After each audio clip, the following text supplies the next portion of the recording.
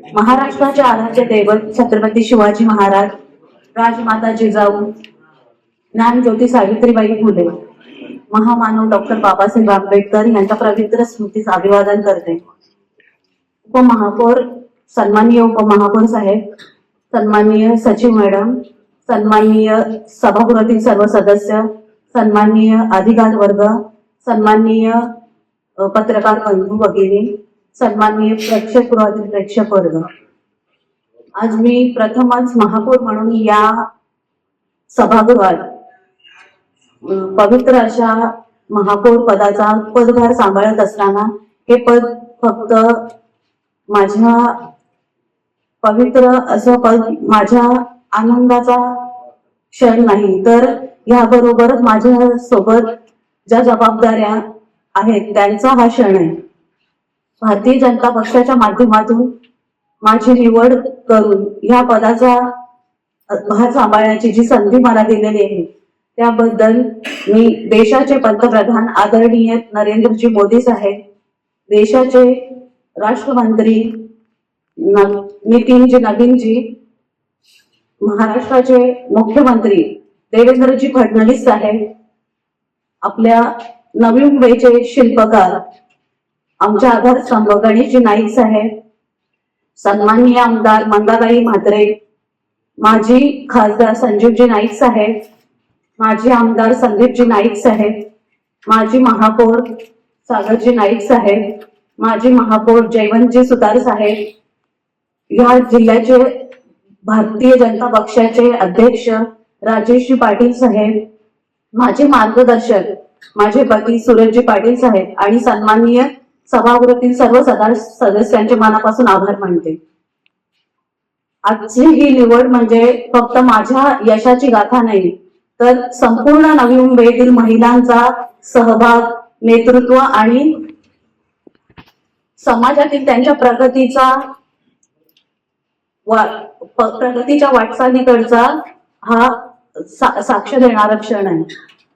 मी ही जबाबदारी नम्रपणे स्वीकारते आणि प्रामाणिकपणे पार पाडण्याचा निर्धार करते.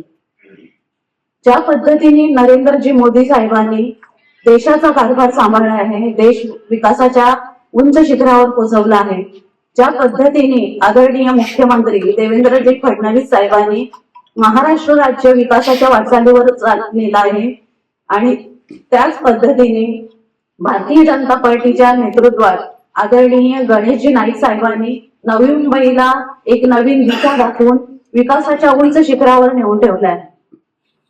आदरणीय गणेशजी नाईक साहेब आणि नवी मुंबई हे समीकरण आजही अबाधित आहे.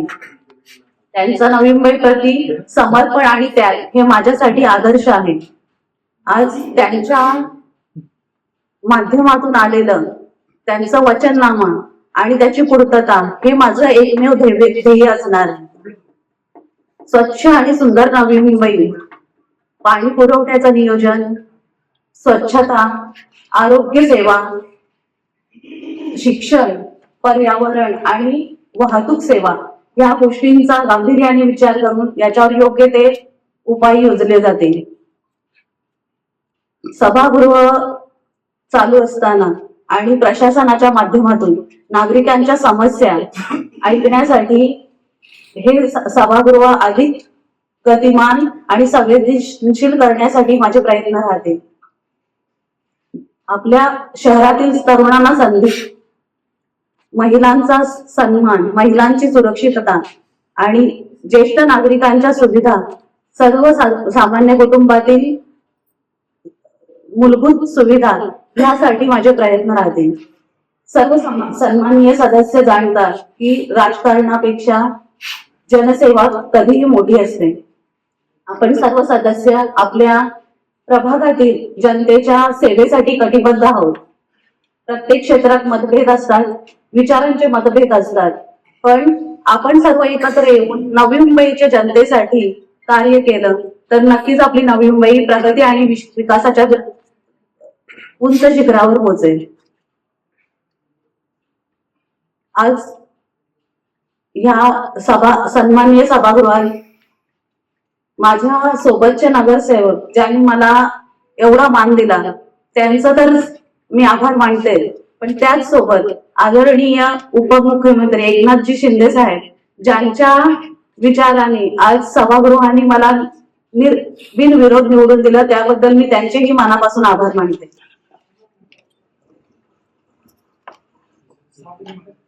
आदरणीय गणेशजी नाईक साहेब यांच्या माध्यमातून नवी मुंबईसाठी कार्य करण्याची जी संधी मला उपलब्ध झाली आहे, त्या संधीचं मी सोनं करण्याचा प्रयत्न करेन.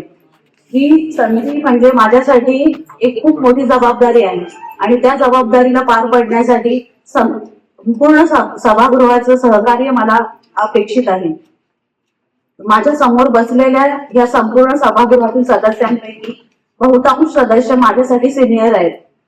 त्यांचा अभ्यास खूप आहे प्रत्येक विषयातला, त्यांचा अनुभव दांडगा आहे. या अनुभवाच्या जोरावर मला हे सभागृह शांततेत आणि शिस्तप्रिय पद्धतीने चालवायचं आहे आणि यासाठी तुमच्या सहकार्याची मला वेळोवेळी गरज पडणार आहे. मी सन्माननीय सर्व जे पत्रकार बंधू आहेत त्यांनाही विनंती करते की आपलंही सहकार्य आणि वेळोवेळी मार्गदर्शन मला मिळेल याची मी अपेक्षा करते. जे सन्माननीय अधिकारी वर्ग आपल्याकडूनही मला वेळोवेळी सहकार्य आणि मार्गदर्शनाची अपेक्षा आहे. सन्माननीय प्रदेशाध्यक्ष रवींद्रजी चव्हाण साहेब यांचेही मी मनापासून आभार मानते की त्यांच्या माध्यमातून उच्च शिक्षित पण तळागाळातील लोकांपर्यंत पोहोचलेली एक नगरसेविका, एक गृहिणी ते नगरसेविका असा प्रवास मी करत असताना महिला बाल कल्याण सभापती पदाची जबाबदारी माझ्यावर देण्यात आली आणि ती जबाबदारी मी पार पाडली. शिक्षणाच्या जोरावर आणि तळागाळातल्या लोकांबरोबर जोडल्या गेल्याने भारतीय जनता पक्षाचा हा नियमच आहे की तळागाळातल्या एखाद्या कार्यकर्त्याला उंच शिखरावर बसवायचं. त्यासाठी मी भारतीय जनता पक्षाचे आणि आमच्या प्रदेशाध्यक्ष रवींद्र चव्हाण साहेबांचे मनापासून आभार मानते. आपल्या सर्वांकडून येणारे सूचना, मार्गदर्शन आणि टीका यांचा मी प्रेरणा स्वरूपाने स्वीकार करेन. आपण सर्व ज्या काही मार्गदर्शनाखाली मला सूचना द्याल ते नक्कीच ह्या सभागृहामध्ये पाळण्याचा मी तंतोतंत प्रयत्न करेन. सर्वात शेवटी मी माझ्या कार्यकर्त्यांचा, माझ्या प्रभागातील सर्व मतदारांचा आणि नवी मुंबईकर जनतेचा मनापासून आभार मानते. पुन्हा एकदा आदरणीय गणेशजी नाईक साहेब आणि भारतीय जनता पक्ष यांनी जी माझ्यावर जबाबदारी दिली आणि जी माझी निवड केली त्याबद्दल मी त्यांना विश्वास देते आणि ह्या विश्वासाला कधीही तडा जाणार नाही अशी हमी देते. मी माझे बोलणे इथेच संपवते. जय हिंद, जय महाराष्ट्र.